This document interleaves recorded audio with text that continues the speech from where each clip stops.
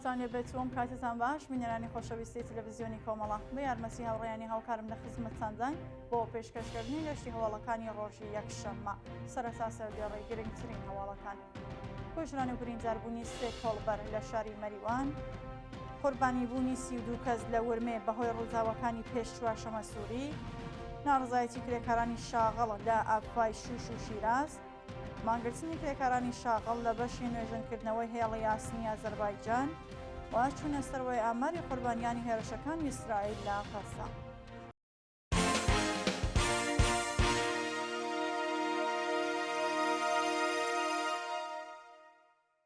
درێژە هەواڵەکان. کوژران و برینداربوونی سێ کۆڵبەر لە شاری مەریوان. شەوی شەممە 19 ڕەشەممە هێزەکانی حکوومەت لە شاری مەریوان بەبێ ئاگادارکردنەوەی پێشوەخت تەقەیان لە ئۆتۆمۆبیلی کاسبکاری کردو بەهۆیەوە کەسێک کوژرا و 2 کۆڵبەر بریندار بوون. بە پێی راپۆرتی کۆڵبەر نیوز، هێزەکانی ڕۆژیم لە نزیک گوندی کۆڵانی سەر بە شاری مەریوان ئۆتۆمۆبیلی هەڵگری کۆڵبەرانیان داوەتە بەردەست ڕێژی گولە و بەهۆیەوە ئۆتۆمۆبیلەکە هەڵگراوە.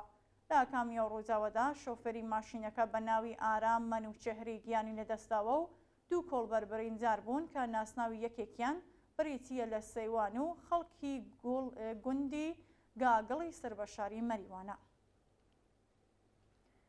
سەپاندنی سزای زیندان و جەزای ماڵی بەسەر ساسان چەمەنئارا. ساسان چەمەنئارا شارۆمەندی خەڵکی ئیلام لەلایەن لەقیەکی دادگای انقلابی ئەو شارەوە بە 3 مانگ زیندانی تازیری و جەمریمەی نەقدی مەحکوم کراوە.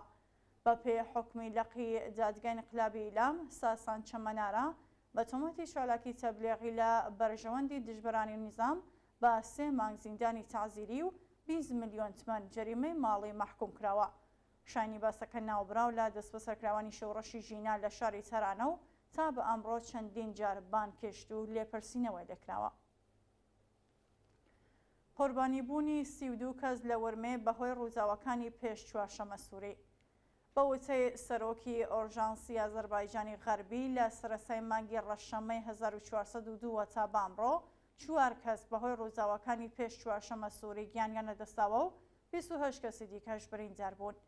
هەر ساڵە و لە کاتی نزیکبوونەوە با مەراسمەکانی چوارشەمە سووری و نۆرۆز، نەبوونی کەرەستەی ستانداردی دەربڕینی خۆشی و دروستکردنی کەلوپەلەکانی تەقینەوە و ئاگرکردنەوە لە ماڵەوە دەیان کەس دەکاتە قوربانی. لە پارێزگای ئازەربایجانی غەربی بەهۆی ڕووداوەکانی پێش چوارشەمە سووری 32 کەس بریندار بوون کە 4 کەسیان بەهۆی قورسی برینەوە گیانیان لەدەستاوە و 28 کەسی دیکە ڕەوانەی ناوەندە زەرمانیەکان کراون و باری تەندروستی یەکێکیان ناجێگیرە. ناڕزایەتی کرێکارانی شاغەڵ لە ئابخوای شوش و شیراز. ڕۆژی شەممە 19 ڕەشەممە کرێکارانی شاغەڵ لە ڕێکخراوی ئاو و ئاوەڕۆی شارەکانی شوش و شیراز لە ناڕزایەتی بە جۆخی خراپی پیشەی و معیشەتی ناڕزایەتیان دەربڕی. بە پێی راپۆرتەکان، کرێکارانی بەشی کۆنتڕۆڵنووسی لە ئیدارەی ئاو و ئاوەڕۆی شیراز ماوەی 40 ڕۆژە حەقدەستیان وەرنەگرتووە لە حاڵێکدا بە ڕۆژانی کۆسایی ساڵ نزیک بوونەتەوە و دەبات جێژنانە و سەنەواتیشیان وەربگردایەت. بە وتەی ناڕازیان، پەیمانکار بەردەوام هەڕەشەی دەرکردنیان لێ دەکات و هیچ ناوەندێکی دەوڵەتی وەڵامزەرەوەی داواکاریەکانیان نییە. لەلایەکی دیکەوە، کرێکارانی شاغەڵ لە ئابخوای شوش 2 بۆ 3 مانگ حەقدەستی دواخراویان هەیە و هێشتا شێرکەتی ئاو و ئاوەڕۆی ئەو شارە جێژنانە و پاداشتی کۆتایی ساڵی پێنەداون. بە وتەی کرێکاران، 37 کارگەر بە قەراردادی ڕاستەوخۆ و 50 کارگەر بە قەراردادی پەیمانکاری لەو ڕێکخراوەیە کار دەکەن و خوازیاری گۆڕانی دۆخی پیشەیی و هاوسەنگسازی حەقدەستن. مانگرتنی کرێکارانی شاغەڵ لە بەشی نوێژنکردنەوەی هێڵی یاسنی ئازەربایجان. کرێکارانی شاغەڵ لە بەشی نوێژنکردنەوەی هێڵی یاسنی ئازەربایجان ڕۆژی شەممە 19 ڕەشەممە بۆ 4مین ڕۆژی بەردەوام لە ناڕزایەتی بە جێبەجێ نەکردنی زاخوازیەکانیان درێژیان بە مانگرتندا. کرێکارانی هێڵی یاسنی ئازەربایجان لە ناڕزایەتی بە گۆڕانی گرێبەستەکانیان لە عۆمرانیەوە بۆ عەمەڵیاتی کۆبوونەتەوە، بەڵام بەرپرسانی ڕێکخراوی هێڵی یاسنی ئازەربایجانی شەرقی تەنیا بەڵێنی درۆیان پێداون. کرێکارانی بەشی نوێژنکردنەوەی هێڵی یاسن هەروەها خوازیاری چوونە سەرەوەی ئاستی هەقدەست و مەزایە، تەزمینی ئەمنیەتی پیشەیی، جابینکردنی ئەمکاناتی ڕەفاهی و بیمەی کارامە بوون. هێرشی ئاخوندێکی ئاتەش بە ئەختیار بۆ سەر ژنێک لە قۆم. بە پێو ڤیدیۆیانەی لە تۆڕە کۆمەڵایەتیەکان بڵاوکراوەتەوە ڕۆژی شەمە 19 ڕەشەمە ئاخوندێکی ئاتەش بە ئەختیاری خەڵکی قۆم لە یەکێک لە نەخۆشخانەکانی ئەو شارە بە بیانووی ڕەشاونەکردنی حیجاب فیلمی لە ژنێک هەڵگرتووە و دوجار پەلاماری داوە. بە پێزانیاریەکان ژنێکی گەنج لەگەڵ منداڵە کۆرپەڵەکەی سەرزانی ئەو ناوەندە جەرمانیەی کردووە و لە نێو ساڵۆنی جەرمانگا شیری بە منداڵەکەی داوە و سەرپۆشەکەی کەوتووە. لەو حاڵەدا ئاخوندێکی ئاتەش بە ئەختیاری حکوومەتی بە مۆبایل فیلمی لێ هەڵگرتووە و ئەو ژنەش داوای لێکردووەکە فیلمەکە بسڕێتەوە. کاتێک خەڵک لە دەوروبەری ژنەکە کۆزەبنەوە و ئاخوندەکە پەلاماری دەدات ئەو ژنە لە هۆش خۆی دەچێت. هەندێک لە سەرچاوەکانی هەواڵ باس لە سازکردنی پەروەندە بۆ ئەو ژنە و دەست بە سەرکردنی چەندین کەس لەوانە بەڕێوەبەری ئەو جەرمانگایە دەکەن. دەست بە سەرکردنی دوو هاوڵاتی لە تەورێز و ئاشار. لە ڕۆژانی ڕابردوودا مێرمەنداڵێکی تەمەن 17 ساڵی خەڵکی شارستانی ئاشار لە بەلوچستان بە ناوی محەممەد کەریم زائی و خوێندکارێکی زانکۆی فەنی تەورێز بە ناوی ئەحسان فەریدی لەلایەن هێزەمنیەکانەوە دەست بەسەرکراون. بە پێزانیاریەکان ڕۆژی پێنجشەممە 17 ڕەشەمە هێزەکانی ڕژیم بەبێ بەڵگەی قەزایی مێرمەنداڵێکی بەلوچیان بە ناوی محەممەد کەریم زائی لە دەوروبەری پاسگای شارستانی ئاشار دەست بەسەر و بۆ شوێنێکی نادیار گواستوەتەوە.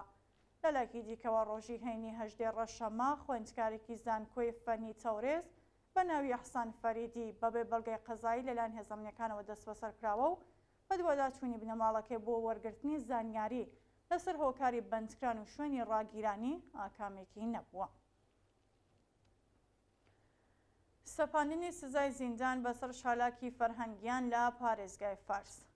ئەسخەر ئەمیرزادەگان چالاکی سنفی فەرهەنگیانی فیروزابادی فارس لەلایەن لەقیەکی جادگای انقلابی ئەو شارە بە 1 ساڵ زیندانی تەعزیری مەحکوم کرا.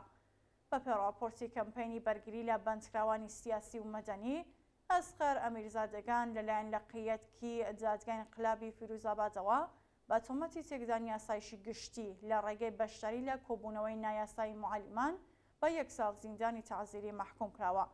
ناوبراو لە پەروەندەیەکی دیکەشدا بە تۆمەتی تەبلیغ دژی نیزام بە 6 مانگ زیندان سزا درابوو کە حکومەکەی بۆ 3 ملیۆن تمەن جەریمەی ماڵی گۆڕاوە. هەوڵی خۆکوژی پەنابەرێکی بەلوچ لە وڵاتی سوید.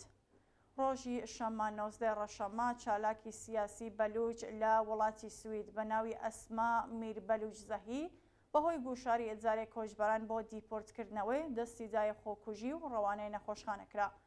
بە پێزانیاریەکان ناوەندەمنیەتیەکانی ڕژیم ماوەی کە بەردەوام هەڕەشە لە ئەسما میر بەلوچ زەهی دەکەن و هەوڵیان داوە ناسناوی بزڕێنن. لەلایەکی دیکەشەوە ئەجارێک کۆچبەرانی سوید گوشارەکانی بۆ دیپۆرتکردنەوەی ئەو چالاکە سیاسیە بۆ ئێران زیاد کردووە.